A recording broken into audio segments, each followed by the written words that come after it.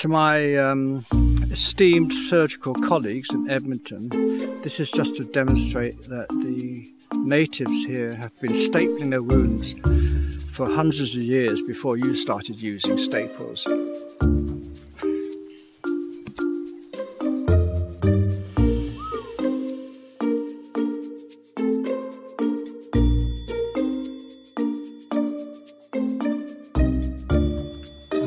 Oh, God.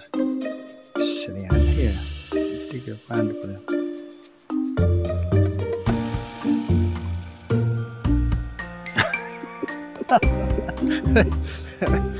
The best laid plans.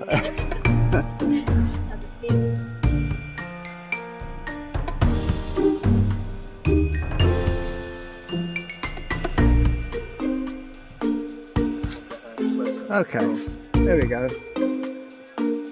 We can pretend it was a crooked scratch. Complete. There we go.